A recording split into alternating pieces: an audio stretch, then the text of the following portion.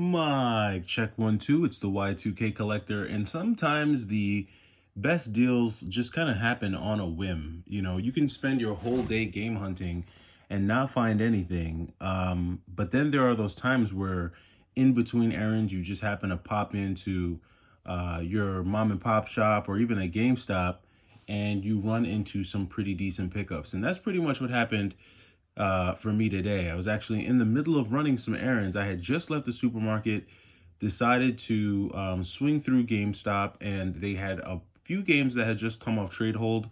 I actually think they had more good stuff, but because of how late in the day I went, I think I might have missed the good stuff. But all that being said, I'll kind of show you some of what I grabbed from there. Um, and you guys can let me know what you think, and then also let me know what you found this week. This actually kind of saved my week because I don't really think I had picked anything up this week since the 4 under 20 for 40. So these are probably some of my first pickups since GameStop's last sale. We can get into it. The first pickup is this copy here of Donkey Kong Country for the Game Boy Color. Now, oddly enough, I had recently picked up Donkey Kong Country during the 4 under 24 40. I had actually picked that up for the Super Nintendo. So having this copy here, I'm not really sure if it's going to play much different, if it's going to play any better. I mean, I doubt it plays better than the Super Nintendo version, but it will be interesting to see how it plays on the Game Boy Color. I don't have very many Game Boy Color games. I only have The Legend of Zelda Oracle of Seasons and The Legend of Zelda Oracle of Ages. I think that's it. So the Game Boy Color isn't necessarily a library I've been able to dive too heavily into, but this was definitely a clean pickup, or as clean as can be for a game of this age, and I decided to snag it. So definitely a cool Game Boy Color find right there. And then another Game Boy Color find, which this game has eluded me a few times. I finally got my hands on it, and that is Kirby's Tilt and Tumble. Now, I've always been intrigued by this Kirby game. I've always wanted to play it to see if the mechanics in it, like how accurate are the mechanics in this game. The Game Boy Advance tried to do a few things that I thought were pretty cool, just for like a handheld of that time. First off, with what they did here in Kirby Tilt and Tumble, but then even also in a game like Drill Dozer, putting like a rumble pack inside of the game so that every time you did some drilling, like the actual game itself rumbled, was pretty cool. And, now these little features might seem trivial in today's time, but back in like the late 90s, early 2000s, some of these features were really innovative and cool to see. And, Kirby's Tilt and Tumble, like I said, was one that I've been trying to get my hands on. I've been trying to get my hands on an authentic copy. Sometimes these copies from GameStop, they can be a little fugazi. I'm pretty sure this one is actually a legit copy of Kirby Tilt and Tumble. So I'm not too worried. I may crack it open, but as you can see, there is the Nintendo there on the motherboard. I don't know if you guys can see it through that semi-translucent pink plastic there.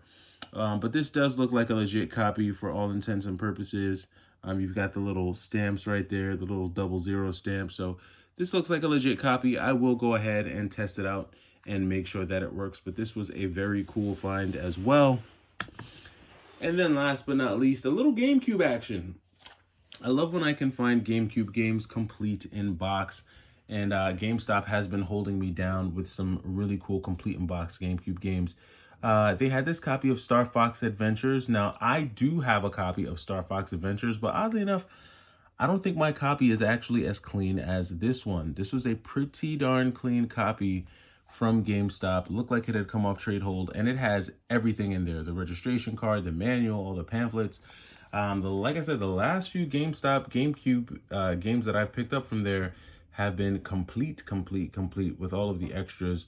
That's always a pleasure to see. I don't remember this game being super fun, to be quite honest with you. This game was actually a bit of a challenge, and I thought it would have been really cool for it being like an adventure game, an adventure version of Star Fox.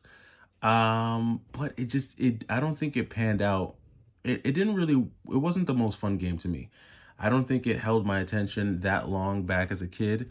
I may take another stab and see if I can actually play through this game again.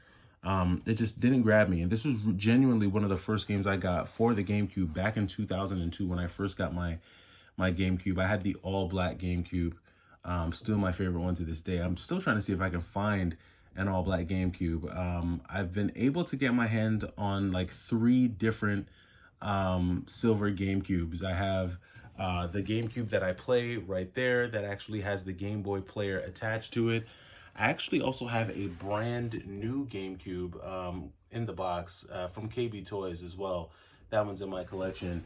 So I've got a few GameCubes, but I've been trying to get my hands on a black GameCube. I'd love to get one new or complete in box even, just for nostalgia's sake, to pair with this Star Fox Adventures. But those were good times. I remember one of my best friends back in the day, at the time that I got the GameCube, he got the Xbox. And we would always argue about which console was better. Obviously, he was more of like a horsepower graphics type of guy.